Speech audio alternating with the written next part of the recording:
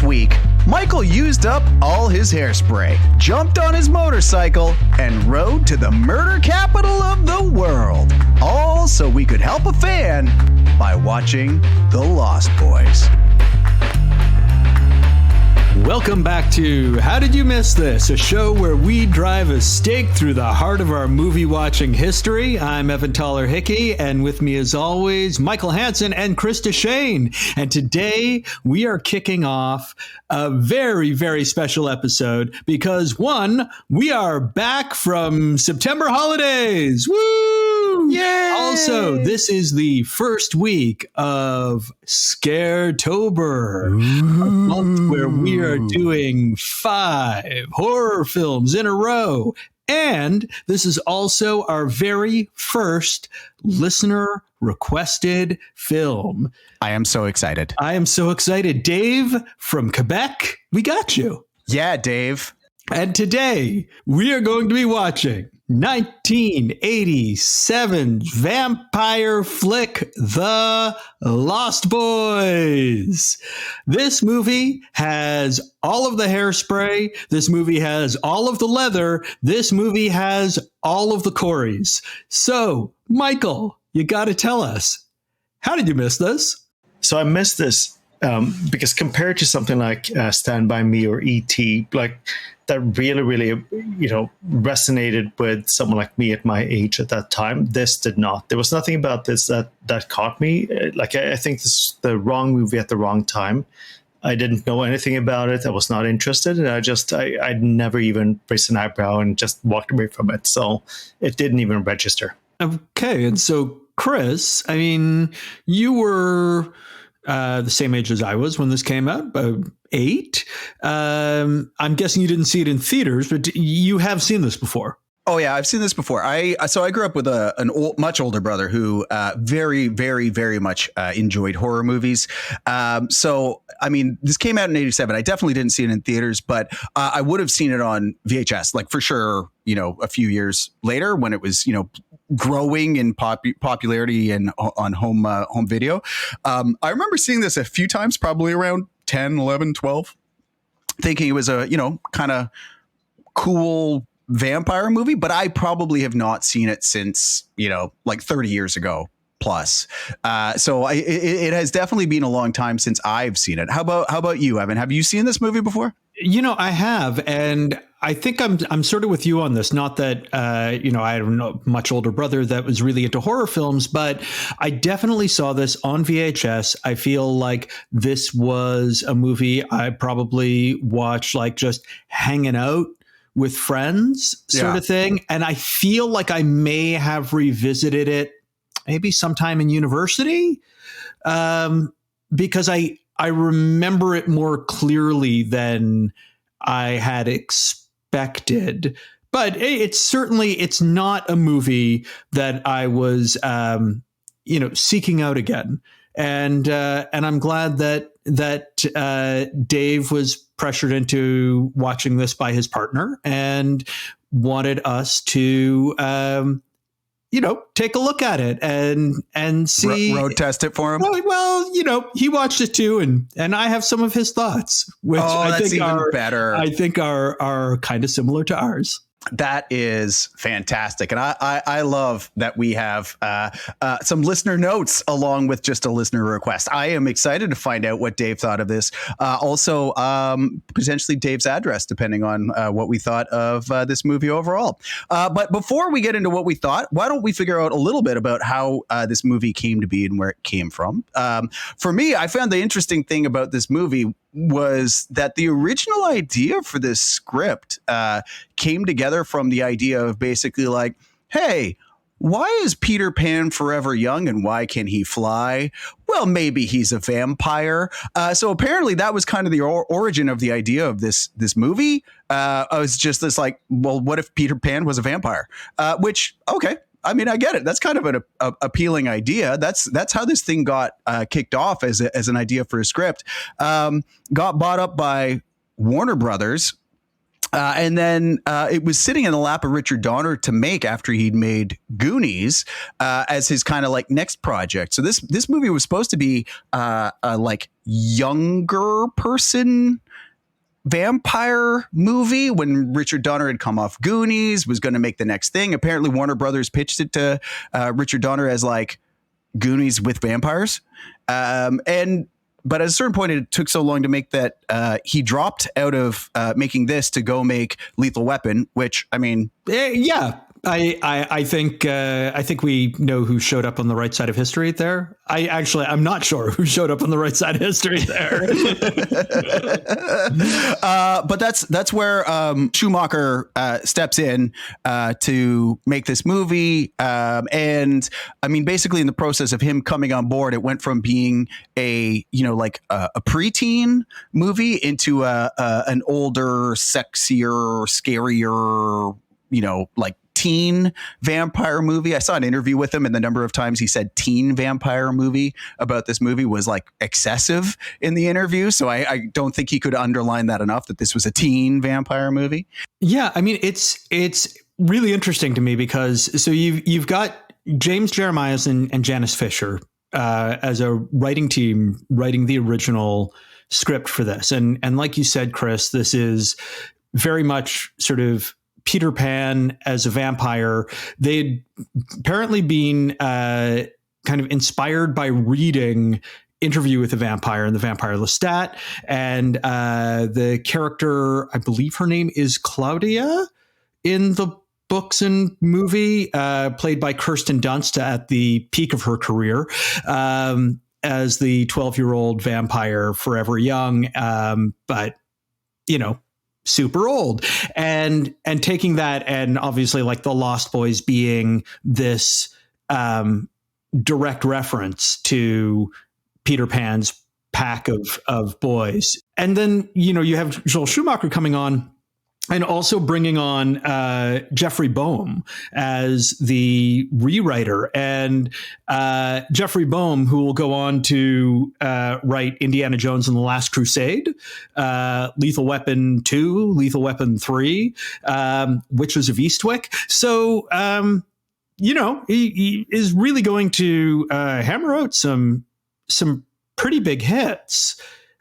pretty soon. And arguably, this is kind of the first in a string of those, because it's got a budget of $8.5 million, but it makes like 32 million at the box office, and then goes on to become this sort of cult classic? Question mark? I think so. Yeah. Well, it's one of, at least in the kind of 90s, it was one of the largest home video successes, rentals for Warner Brothers as well. So there's definitely a big follow on to your point. Like, I don't even know that you could call it cult, because it got so popular on home video afterwards. I think the interesting point to your point too is like, this is the starting point for a lot of people, right? Like, this is an early film for Joel Schumacher. I think this is his third or fourth film, and good luck remembering any of the ones before this.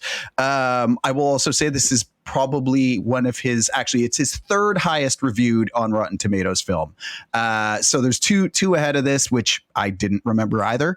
And then this is his third highest on Rotten Tomatoes. So one of his more popular, though perhaps not most commercially successful, because he did make some Batman movies, which I will gouge my eyes out before I watch them again. Oh boy, those are amongst my least favorite, not just my least favorite Batman movies, but amongst my least favorite movies. Yeah. I think maybe worth watching again on this podcast, just for the sake of getting some entertainment and playing a drinking game together. But it's not just Joel Schumacher and some of the writers and stuff that went on from here. It's also a number of the cast, right? Like the cast is made up of a bunch of relative newcomers, right? We've got Jason Patric. He'd been in, I think, one film before this, along with Jamie Gertz.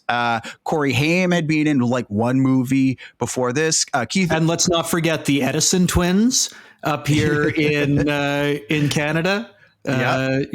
Corey Haim, son of Toronto. Yep. And I mean, Kiefer Sutherland reprising his role as Ace from Stand By Me, even though that movie wasn't out yet.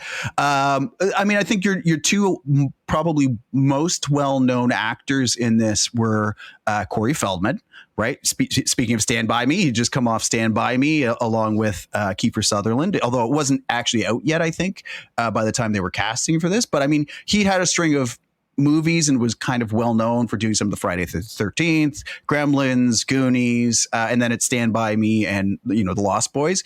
I mean, this is kind of the movie where he and Corey Haim become the two Coreys, right? This is the first string of movies that they make together. Yep. Mm-hmm. And they make movies together for the next basically decade. And then the other, you know, probably best known actor in this movie is Diane Wiest, who had just won the Best Supporting Actress Oscar the year before for Hannah and Her Sisters, which is kind of amazing to then go from that into like a teen vampire movie. But I mean, it is definitely a cast of kind of relatively unknown or very early in their career actors. The thing I found interesting about this too was apparently the original budget for this had been about $20 million. Wow, that is a significant cut. Yeah, well, and a lot of the cut came from Warner Brothers basically saying you need to get people who people know in this movie, and Joel Schumacher basically saying these are the people I want. These are the right cast. These are the right people. And then Warner Brothers basically saying, well, then you can do it for a fraction of the budget. So you went from 20 million down to $8.5 million, like you said. But I mean, it still manages to, you know, pop off as a bit of a surprise given the lower budget and kind of unknown names. It opens at number 2 at the box office behind a James Bond movie. Wow. And like you said, made $32 million. So it's certainly, you know, even after you factor in all the, you know, marketing budgets and stuff that would have gone into this, a pretty successful, you know, run in the box office. And then, like we said, you know, once it gets at home, it's kind of a you know, teen vampire movie that calls the teens to the 80s. Yeah. And yet being released in theaters, it still has pretty, I guess, mediocre reviews. You know, Roger Ebert calls it ambitious entertainment that starts out well, but ends up selling his soul, and very much style over substance. Variety, I think, calls it a horrifically dreadful vampire teensploitation movie, which, chef's kiss. That is great. But it's got a Rotten Tomatoes score of 77%. So and we're still talking about it today. It has some staying power, and arguably kicked off like the hot teen vampire subgenre. Yep. Exactly. I definitely think there's a you know, a lineage to this movie, like we've seen in some of the others that, you know, spawns some other stuff, even if maybe this one wasn't the best. But I'm curious to know, Michael, now that you have finally seen The Lost Boys, how do you feel about this movie? I think of all the movies we watched, this was my least favorite one. Oh, wow. Okay. Oh, I think Empire Records saved again. Nope. I think because I can really respect movies that are weird and swing for the fences and do something really odd. This, to me, I disliked because it had nothing that did anything spectacular. I thought it was mediocre from the start to the finish. And we'll get to a little bit about like the stand-up performances and sneak review. I really, really liked the dog. The dog was amazing. Which dog? There's 2 dogs in the movie. The good dog. Oh, okay. Oh, no. Right. The one that protects the vampire. I got it. Right. Okay. Evan, how about yourself? Coming back to this movie after so long, what did you think? Well, you know, I'm going to quote a good friend of mine here to say it was fine. It's fine. It's fine. It's fine. Whoever that person was is a wise and intelligent person. It's fine. Appreciate. It's fine. Except it's not fine. It is possibly passable. I would give you passable, but it's not fine. Fine is a word that is reserved for a different class of things. I think you need to listen to the tone there, Michael. It's fine. It's fine. There is a seed within this movie that, had it been nurtured and tended in a different way, maybe could have been something I enjoyed very much. And we'll get into it. But I think that kind of pivot from a younger kid, vampire movie, Goonies, or I mean, you could even see it like being like Stand By Me, except vampires instead of hunting for a body, right? I think there's a seed here in this movie that could have been really interesting. But yeah, I'm kind of on the same page as you guys, where I maybe could have left this to historical remembrances as opposed to seeing it again. But and I think that Dave is with us on that. His review being that this felt really rushed at the end, like in where the fun stuff, the promise of the premise kind of thing, like let's fight vampires actually happens. And that the movie overall, I mean, it's not bad, but it is really forgettable. I think that's the way I feel about it, is that it's not bad, but it's very forgettable. So before we maybe, pick some pieces apart, why don't we take a quick intermission? You guys can all go grab your popcorn, and we'll be back on the other side to get into all the details of what we thought about this movie.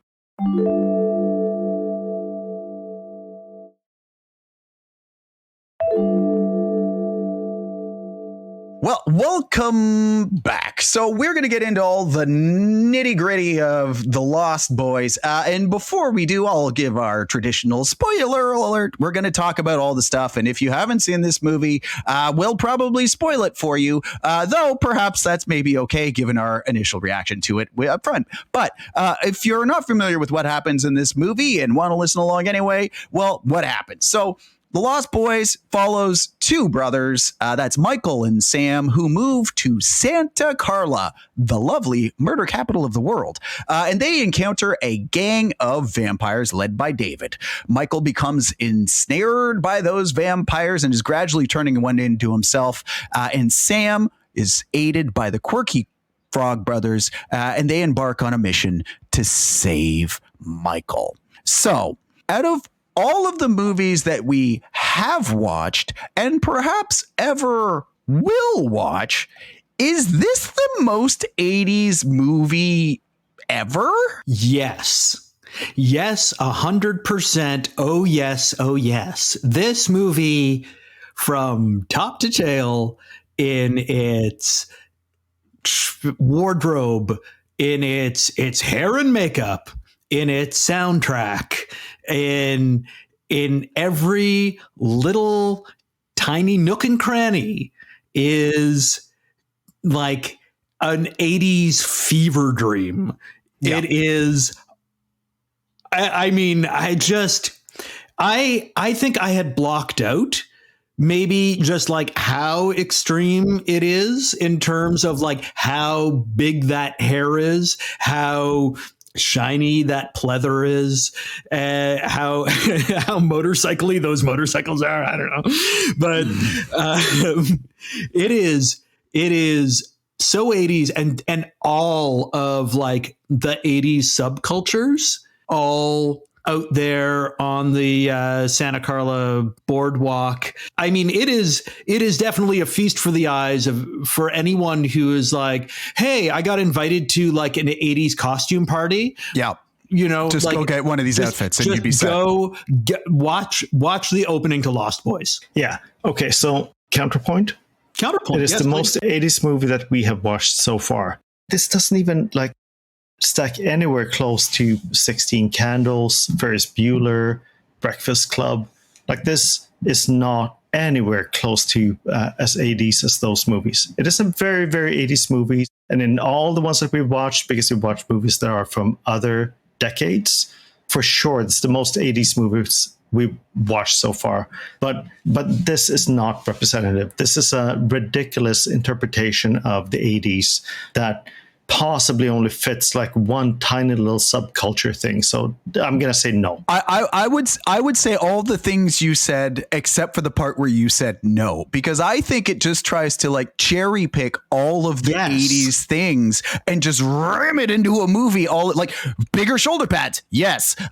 Headbands for no reason, yes. Big hair, absolutely. A mosh pit for some reason. Okay. A saxophone player with no shirt on, who's like oiled up and just jamming out. Like, when was the last time any sort of saxophone? Or I'm like, this is like the era of Kenny G or something. Like, all of those things make zero sense and like don't feel right, having lived through the 80s, and yet feel like they were right because they were just rammed into this movie in the right kind of way. Like, they're ridiculous. I will argue that the saxophone does feel organic to this movie, because you have to remember that in the 80s, in every like big rock song, there was a sax solo. Like, it's something that we've lost. And like the soundtrack on this movie, like there is In Excess, there's Echo and the Bunnymen. I mean, I think Schumacher actually goes on to direct a couple of In Excess's videos. Yeah, he directed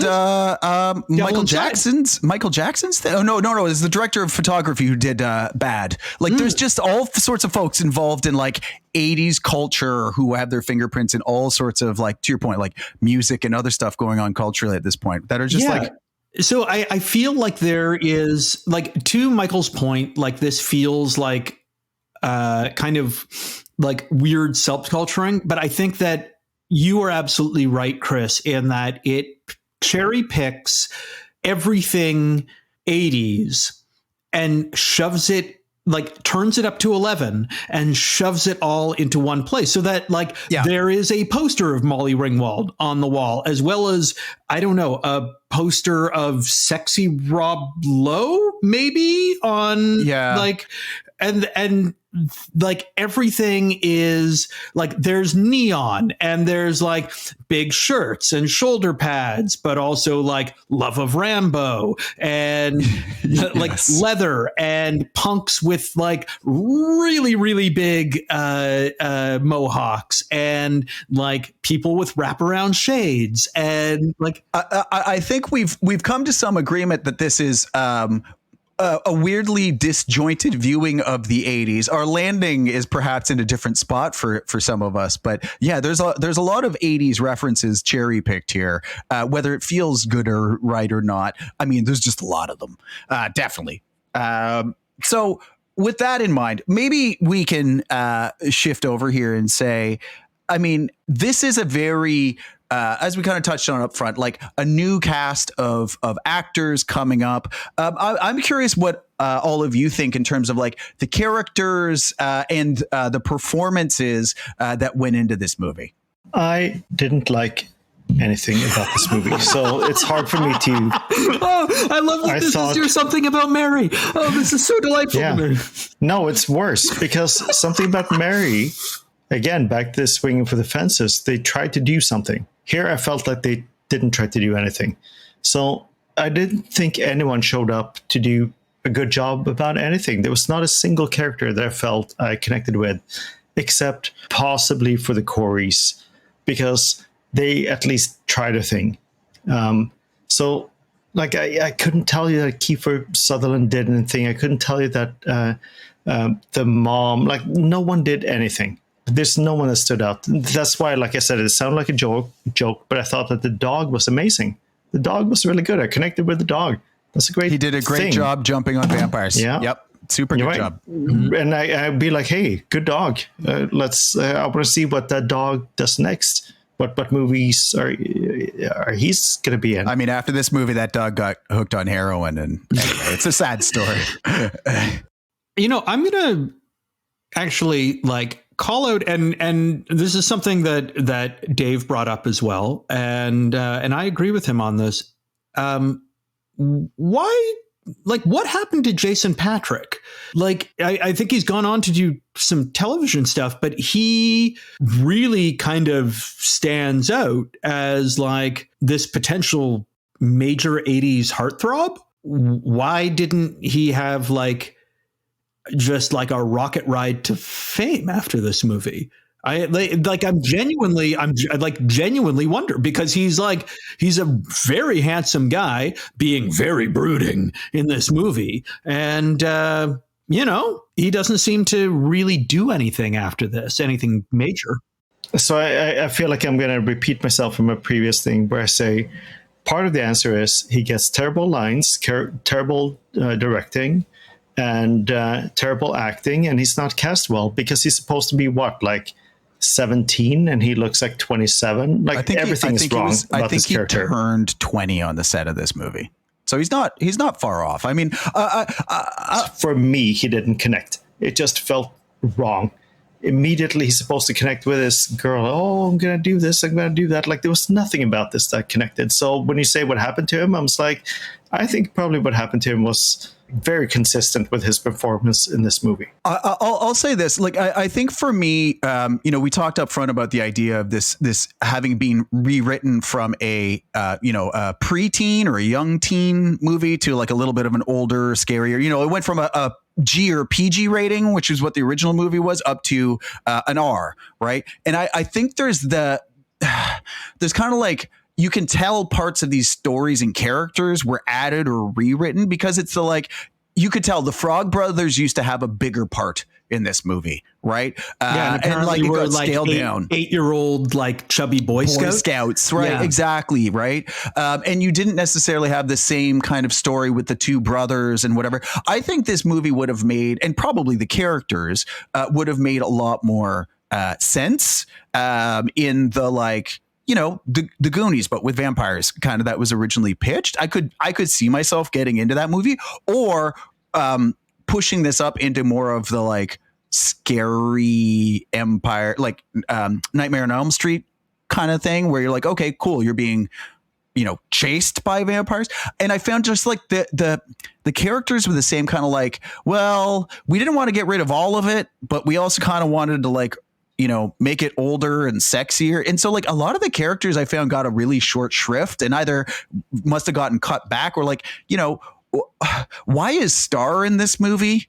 Like Jamie Gertz's character? I think just to add a love interest and sexiness for Mikael. I mean, as Schumacher was saying, it's like he wants to make it a sexy teen movie. I will say the one performance I actually thought was good. I thought Kiefer Sutherland was good. I mean, he's working with what he's got. Ace? Yeah, as Ace.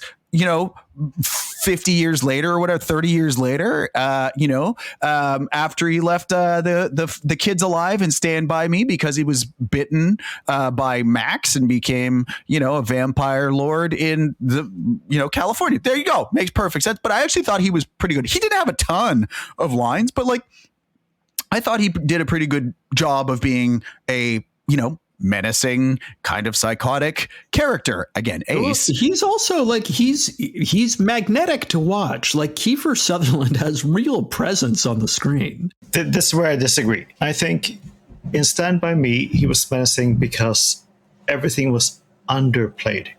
Like there was a thing and you were constantly thinking, where is he going to explode? Where's the thing going to be?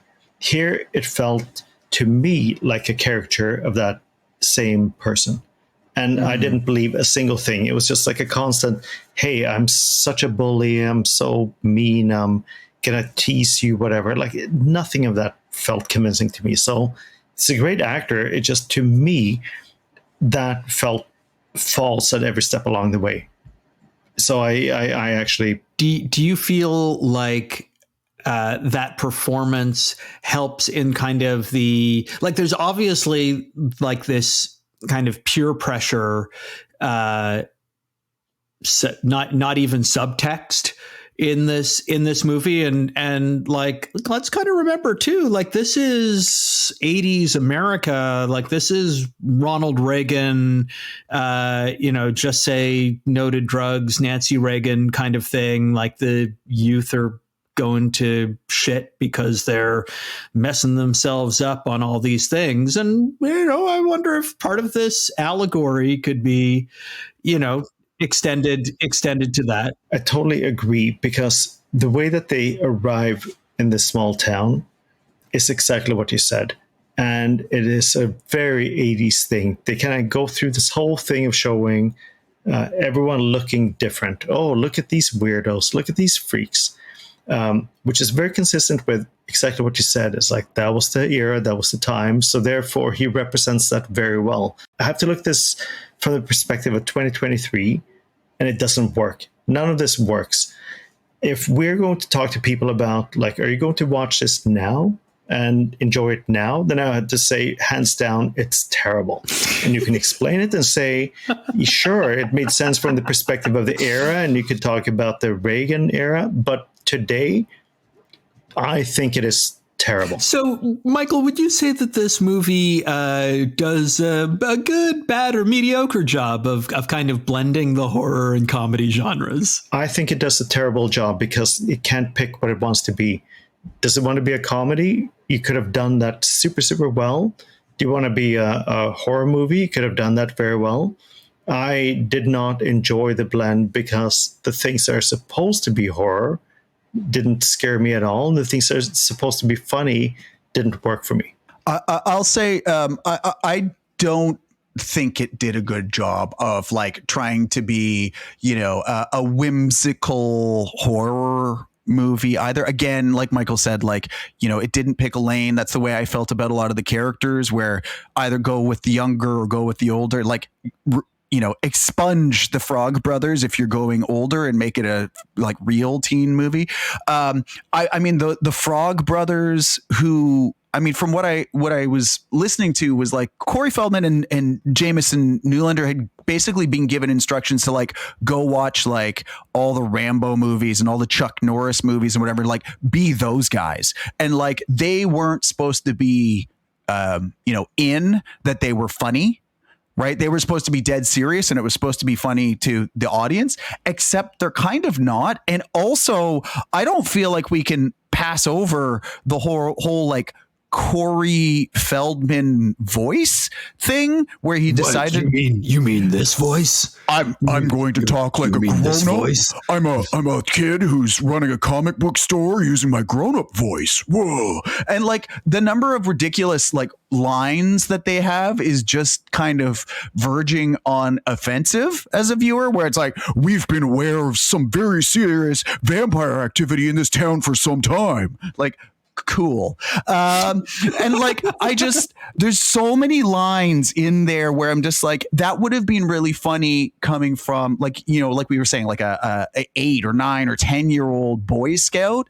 But like when they've aged them up a little bit and like now they're like teenagers and like, it's just not funny anymore. It's like, because we've moved into that older teen horror kind of space, it's not funny. And so, I'm right with Michael. Like it doesn't land. Even the weird grandpa with the taxidermy and stuff. I'm like, you kind of overdid it.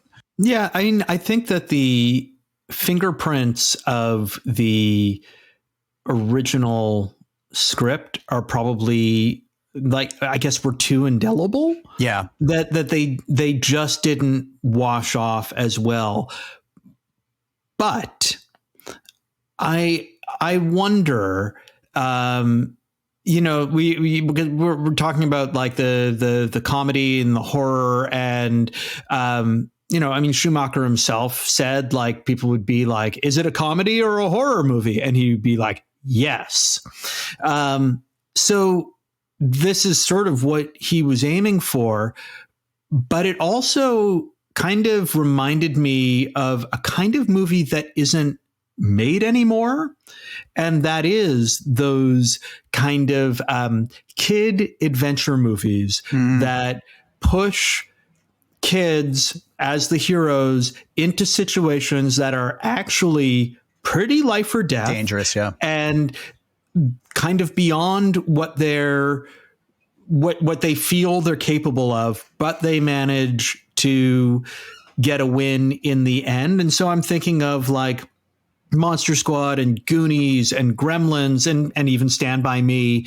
I I don't think that kind of movie is really made anymore. And maybe that's because people are worried that kids are going to go and, hang from bridges or whatever. Across the train tracks in all these movies. Across the train tracks, that kind of thing. But there was a time when that was like a movie subgenre in and of itself, like let's call it like the Amblin subgenre kind of thing. Kids wandering into danger was more accepted. Even like Never Ending Story, where you're like, okay, kids wanders off on his own on this adventure. Okay, yeah, exactly. And I think I really relate to this because we talked about this a little bit with, Stand By Me had something to do with when you watched it, and you could relate to. I related to being a kid at that time, and I felt like I was part of their journey. And the reason I was able to see some really, really nice things in Empire Records was because I was there at that time in Toronto when Sam, the record man, kind of had its prime. And there was that whole culture, and I was there. In this one, like, I don't see the same thing. What you talk about, I think I see traces in things like Stranger Things later, where you kind of connect and you see that whole thing around like the kids that era, they're doing something, they have to go out of their comfort zone, they have to do something different. And I totally get what you're saying. It's just in this one, I just didn't feel it. I at every step along the way, I felt like there was an idea and they didn't pull it off. I totally get that. But then I also have to sort of look at it through kind of like the eyes of a 12-year-old in the 80s going like, holy crap, look at all of those like crazy punks. I don't see any of that in, small town Ontario or, in Nova Scotia or whatever. And like there are vampires, but not only that, this is the first time I've ever seen sexy vampires. And also there's like a very pretty girl and, a hot guy, and they're kind of going to get it on, but like, the camera cuts away just in time. And then later on, there's like vampires exploding in the bathtub and there's like vampire skeletons. And so I think that even though today it's like every major blockbuster is aimed at 12-year-olds, see insert Marvel and or Star Wars and or DC movie here. This really was kind of aimed at like 12-year-olds, and it was maybe a little creepy and a little sexy and a little funny and like felt like, oh, maybe we shouldn't be watching this, but we are. And that to me maybe is why it is so fondly remembered and why it sort of made the cult classic status. This is an amazing point because it strikes at the heart of for the people who like it, who grew up and watched it at the right time, they would say everything you said. If we're trying to tell people today about should you go back to watch this thing, is it still worth watching? I think if you don't have the context you just talked about, then I would say very, very strongly, no, don't bother. I think, to that point of who does this appeal to, I think that's where I'm in the like, who does this appeal to? Because it both goes high and low in terms of age. I would have loved to have seen the Richard Donner version of this movie. Like if he'd actually done the Goonies version, I think that would have been great.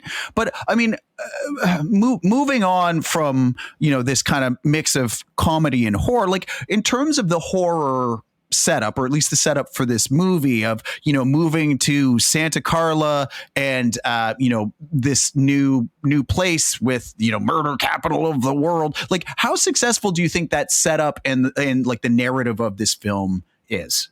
Well, I think that Santa Carla plays pretty well as a character in and of itself. I actually think that that shot of like "Welcome to Santa Carla" sign, and then Michael looks over his shoulder, and as you go by, then you see the back of the sign is all graffitied, and it's like "Murder Capital of the World." I thought that was actually a really effective shot, and I thought that like that worked very well, and the boardwalk.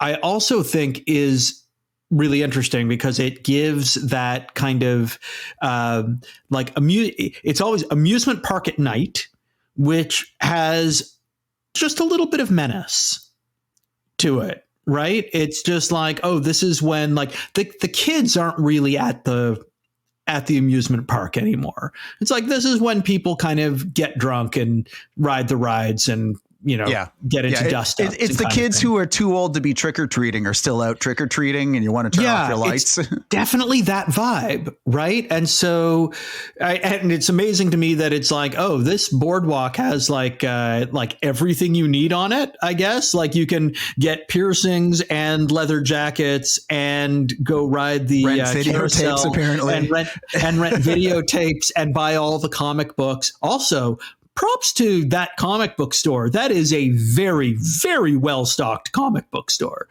But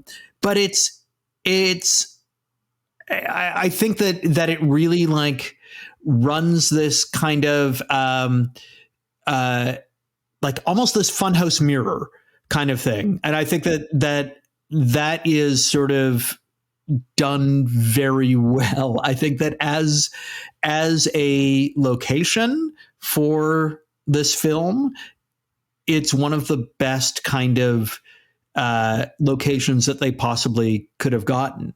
I'll say I think the premise, the setup, the first act of this for me was promising because it's like, okay, interesting. We're doing something with vampires where the vampires aren't like, some million-year-old Transylvanian thing from an entirely different era. Like, it's like, okay, cool. What if vampires were modern, and what if they were current? And okay, you've moved to a town that is okay, cool. I'll buy into this like new place and shady stuff going on. Like, I'm like, okay. For me, it goes off the rail about a third of the way in when, it's like, hey, David, come with us. Like, why are you going with them? They're weird. And I think they're going to murder you. Oh, we're riding motorcycles now. And I'm hanging out with you in your underground lair. And I like all of that just stops making sense. And the whole like middle third of this movie is a train wreck for me. I mean, it certainly brings up matters of consent. Because, I mean, did anyone tell Mikael that, what he was drinking was vampire blood and he's suddenly going to become a vampire? And also, why does Ace, David? Why does Ace the same Ace, character. Want Mikael to be a vampire too? There is a lot kind of glossed over.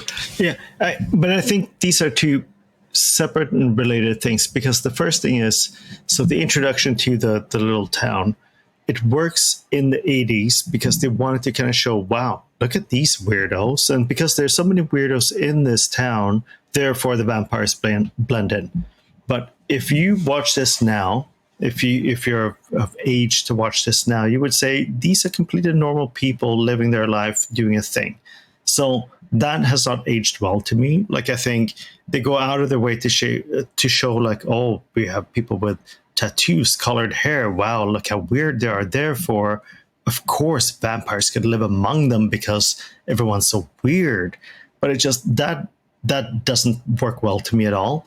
The second thing that they're talking about, like, there's a potentially really interesting idea about the old hotel, like, in having fallen through. Like, that's an interesting thing that could have been timeless. That could have worked today. You could have done that supremely well today, but that's a different thing. So when the question around like how does that work, the introduction, sure, they get the points across, but if someone watching it today, if you're 16 years old today, 18 years old today watching this, you might look at that and go, I don't get it.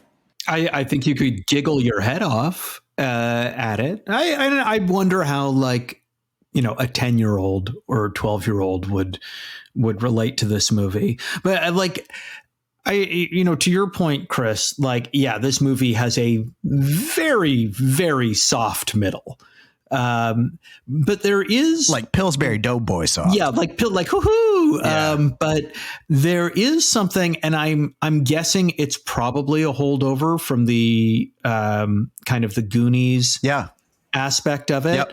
That I thought was actually kind of well done, which is Edward Herrmann as Max coming over for dinner. Yeah. And but like all of the seeding of like the very first time you see him, the Lost Boys come into his video store, and you've already seen them kind of swipe things and kind of be jerks. And he's like, "Hey, I told you not to come around here." And it's like, okay, cool. Like, you're setting up this character. And then, I mean, he is a little bit creepy and definitely like, okay, you are coming on way too strong to an employee. And there are some very, very problematic power dynamics going on at the moment.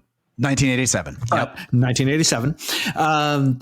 So he comes over, you have that like, well, you're the man of the house, you have to invite me in kind of thing. Yeah. And he gets invited in, and then all of the vampire stuff doesn't the vampire work. hijinks. You can see his reflection. He likes garlic, all of those kinds of things. And then when he goes home, you get that aerial shot of like that you've seen before of the vampires like grabbing their victims, and his dog is snarling. And so it feels like, oh, okay, well, he told the vampires to like, I don't want you around here. And what did they do to the last person who kind of kicked them out? That security guard? Well, they messed him up. And all of that for then at the end, the big reveal to be like, oh no, I am the lead vampire, like the head vampire. And the reason that things didn't work on me is because you invited me in.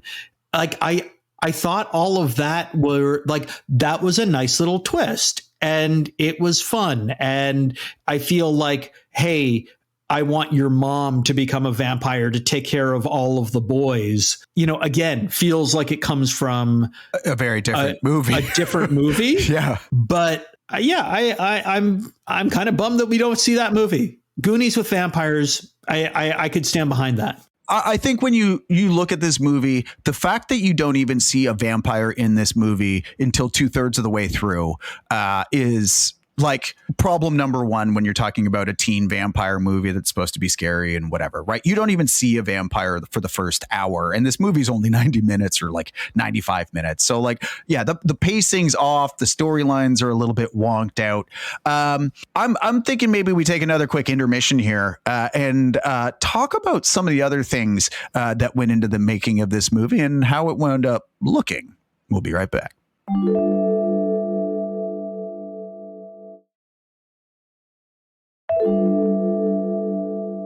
So one of the things about this movie, I mean, besides the giant hair, there is a good amount of, makeup, prosthetics, special effects, camera work that goes into this movie to make our vampires seem scary. Is that stuff actually effective at making these vampires scarier?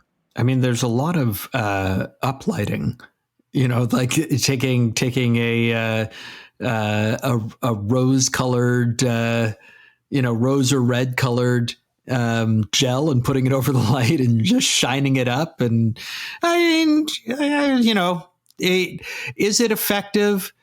I mean, they're not Nosferatu. They're still kind of they're scary. They scary. I use lightly. They kind of remind me of like Buffy vampires. Mm-hmm. They're just kind of like they're angry looking, and they've got fangs, and and that's about it. And that's not bad. Like I feel like it kind of sets the template for like sexy vampires. I will say I could not stand the aerial footage. The flying footage is so shaky. And this was where I was like, no, shaky cam. Oh, no, I'm so glad we have drones now. So I think in terms of the shaky cam, I didn't mind that. More It's more the inconsistency because, you demonstrated they're able to move extremely quickly and grab someone. And then later it was like, oh no, you're slowly approaching the victim and you're doing this and they're able to pull out and you're in the sun and Kiefer Sutherland's like, oh, I burnt my hand. Yeah, but he was just up asleep. to that point. How fast are you when you wake up? You can see how sluggish they are. Like in that particular time, and I'm going to defend the movie here. Yeah, I mean, he was awake for a good 93 seconds. 93 seconds for a vampire is like incredibly quick. So don't give me that. I will say that I'm kind of with both of you somehow. I definitely agree that like, okay, a little bit of prosthetics, a pair of fangs, a pair of contacts, some uplighting, and then you're a vampire. I thought the first time you saw them as a vampire, like, oh, that's actually not bad. But the problem is you get that exact same upshot with the same lighting and the same makeup and the same again. And all the vampires would do is stand there and go, rah, rah, rah, rah. But like to Michael's point, they should be fast, but they spend an awful lot of time when somebody pops up just standing there going, rah, rah, rah, I'm a vampire, rah. And you're like do something, vampire. There's no like head to toe shots of vampires chasing people and disemboweling, but like you get would have cost way more money. Exactly. They could have used the extra $12 million because there's a lot of the like swooping down on people cam where you never like see the vampire and somebody's just like, oh no, something's coming. Or when he's Michael and David are fighting at the end and it's just swooping like handheld camera shots. And you're like, really? Like this is what we're and if he's that fast, why isn't he just like gutting him in one thing? And he's like, it's right. Just we've seen several times that they were able to rip like an entire roof of a car. Yeah, they were able to do all kinds of things, and then later like, oh, I'm having a hard time breaking through this thing or grabbing your leg. Like it's just very inconsistent. But you know what? There is a great death in this movie, maybe one that will be adding to the Wall of Fame someday. Maybe not, but I really enjoyed vampire dying in the bathtub. Thanks, Nanook, for knocking that vampire into the bathtub. And then I don't know, like vampire ooze exploding out of everything for some reason. Yeah. That's not how. It's not how plumbing works. Like, it's especially given that exactly. It's not a tub that was draining in the first place. Yeah. The bathtub's full. This is a little bit like Star Wars, where like Han Solo goes, "That's not how the Force works." Like that it was just bizarre. That was just weird. Like it made no sense. So sure, you can nominate this death later, and I will shoot it down with all of my might. With never stakes stand. and silver bullets and sunlight and holy water, or death by stereo. Huh? I was thinking I'm just going to kill it with Drano. In its sleep. I mean, there is not. You can definitely feel the lack of budget when a lot of the stuff gets repeated over and over and over. A lot of the scenes where like, Michael or the vampires are flying definitely feels like, somebody or something just off screen is holding, like you can almost see the harness that they're, dangling off of. It doesn't feel well done. It's not good. Even the scenes where they're like the motorcycle lights are supposed to be outside. You can tell it's just guys with lights in the bushes. Like it's just not very well done at all. All of that said, I thought the bridge scene was pretty good. I thought like when they wave and just sort of like drop off and then he's like, what are they doing? And he looks down and they're all kind of hanging and he like struggles down to join them. I thought that they did that well. I mean, that's some heavy mist that they've got pulling around whatever Dead Man's Gulch that is that the train's going over. But that was the most believable part. I think Michael looks like he's going to die. Because they were just like dropping. Okay, so I'm coming from the perspective of, is this still worth watching? And this scene is one of the most ridiculous scenes ever. The fog, the mist is so unbelievable. The way that they drop, because the dropping is really cool. Because you go like, wow, of course they can drop because they can fly. But then you see them and you go like, no, they dropped. And then they're hanging from these things under the bridge. There's no way that they could do that. Like, the scene is ridiculous. It makes no sense. So, maybe when you're like 9 years old and you're watching this, you'd be like, wow, that's the coolest thing ever. If someone watched this now, as a grown-up person in this day and age, I would say walk away. Pause, stop the movie, walk away. There's better things to do with your life. Like, it is the most ridiculous I agree. scene. I hate it. I will also say that the thing about that scene that makes zero sense is they're like, come on. So number one, all of the vampire posse's lines seem to consist of Michael. Hey, Michael, come on, Michael. Yeah, because peer pressure. This is a movie about peer pressure. They just have almost no other lines. But then they're like, so Michael finally drops off the bridge, falls through the clouds, is like, "Ah!" Looks around. He's like, wait, I'm not dead. Ah! Keeps falling. And then there is no explanation or moment where they're like, hey, you're a vampire. It's just, he shows up back in his bed. He just wanders into his bed. And like, there's nothing after that. He just falls and then, I wander back into my bed. There should have been like, come with us, Michael. You can have insurmountable power. Like, nothing.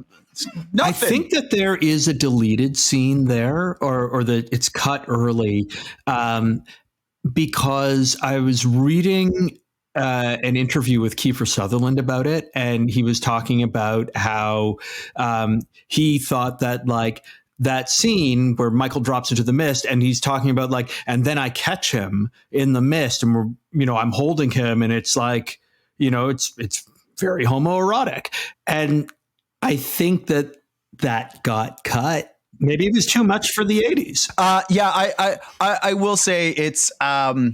I hated the way most of this movie looked. The one thing that I actually liked about how this movie looked was I thought the vampires were very cool looking. I thought they were very cool looking, and so they were rock stars. Absolutely, and I think total rock stars. Maybe that's a good point to ask. Like, how did you find the vampires in this?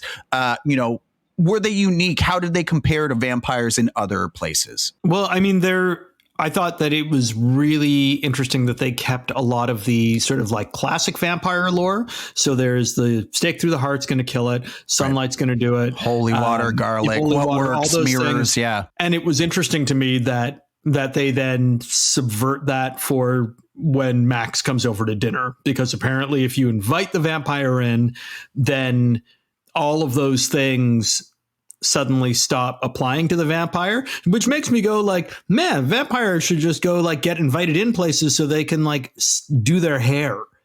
Right. And maybe that's how the Lost Boys get their hair so good. It's like, can you invite us in? Great. Now we got you use your mirror. Okay. Now we're going to murder you. Also, the vampires in the final scene just bust into the house. So, a little inconsistent. Yeah. But I think that from what I was trying to, and again, this is sort of like backfilling and apologetics, but I was like, because like Star flies in and she hasn't been invited in. She's not a full vampire yet though. Oh, that's true. That's true. But it's that if you invite them in, then like you have no power over them. They can do all of their they can touch holy water and see the reflection or whatever. But if you don't, they can still come in. But like all of that stuff works on them. And those vampires probably didn't have reflections. I don't know. I'm just putting it out there. But what I will say is I feel like this movie is like the shoulder pads of this movie is what vampire movies today stand upon. I think this is a huge point. What you just said right now, like that's an incredibly important point. The same way that we talked about a bunch of the movies that we've debated, to say that they made other movies possible. And you have to give them credit for that. Like that is a big deal. Now, if someone came in, completely blank today and said, should I watch this movie? I think you need to be very clear to say, hey, this movie on its own is not necessarily a good movie. You might not enjoy it, but if you come in to kind of understand what role it played to do these things later, for sure, totally watch it, because it was seminal in doing A, B, and C. But those are very different discussions. If we go back to this idea that, hey, it's Friday night, should I watch this movie? So you probably should not. But if you planning out to kind of say, I really want to think about the importance of, like, how did this evolve over time, then this is a very important movie to watch, to kind of trace A to B to C to D. But that's a very different thing. If someone's just looking for, like, what should I watch? I would say stay away from this. This is not going to give you pleasure. You're just going to live forever and always be hungry for more human flesh, and you will never be satisfied. Totally. Like, are you saying that this movie gives people vampirism? Yes. Wow. Accurate. I mean, here's what I will say is I think this movie did something to modernize vampires, right? If you think about all the vampire, like, nobody's wearing a big black outfit, with a long cape and like a red cowl, like every version of Dracula that you've kind of seen before. And I think this is exactly like that. It's the launching point into a new conversation or a new era of vampires. I can definitely see how you go from this to having things like, Buffy the Vampire Slayer, the movie, and then the TV show, how you wind up with movies like Blade, where you're like, all right, what are movies in a modern society? How do we do that? I mean, do I think this movie is good? No, but like, can I see how the idea of like, hey, there's something about cool vampires that, eventually the Twilight series, where you're like, okay, cool teenage or cool young or whatever vampire. Yeah. Okay. I can see how that plays out. And that's something that I think for me was like the interesting part, because I remember as a kid watching this, having seen other, vampire movies, and like Dracula is always like, whoa, I'm from a different place at a different time. And you're like, yeah, I don't know. But like, this is like, oh, maybe there is really vampires out there. And like, it modernizes it, makes, and, to your point earlier, Evan, like for early teens or teenagers, I could see that, especially in the 80s, being part of the appeal of like, oh, maybe there really are vampires out there and they're punks and they're whatever, like actually being there in the real world. That being said, I did not enjoy the way that they brought in most of the vampire tropes, because kind of to what you were saying, I found it was very inconsistent, and like, okay, we'll apply it some of the time, but not all of the time. And sunlight kind of bothers you, but not always. But some, like, it was really inconsistent. And I don't know. I felt that was slapdash, but just the idea of like modern cool vampires definitely is a thing that I think carried on from this movie. And what's that movie? What we do in shadows even has like, has references to like the changing the rice into maggots or whatever thing. Like, there's definitely call outs that, people still kind of carry on from this, which I thought, it's kind of cool but don't watch the movie. So I think the general consensus amongst all three of us and Dave is that this is not a movie that we would say like, oh, whoa, you missed the Lost Boys. You have to watch the Lost Boys. I mean, your life is not complete without watching the Lost Boys. That this is an artifact. It is interesting if you want like all of the 80s stuff, in the same way that if you want all of the 90s stuff, go watch Empire Records, which is really what I'm saying. Go watch Empire Records. But if you are interested in the lineage of vampire movies, important. Otherwise, I think this movie should probably stay missed. Michael, you'd recommend this, right? I think Evan said it so incredibly well. Like that needs to be the advice. It's like, so take something like Metropolis, like the Fritz Lang movie. It is so incredibly important to understanding the future development of whether it's storylines, the aesthetics, all of these things. Watching that on its own is probably a terrible idea, but to watch it in the context of a thing that you're trying to do is an amazing idea, because it was so seminal in setting the stage for later things. So I think you said it really well. Like, if this is what you want to do, watch this movie. It was one of those, like, the first ones that set the stage for rethinking what like a modern vampire would mean. If you just said, hey, I'm scrolling through, should I watch this? I would say, please do not watch this. Watch something else. Your life will be better.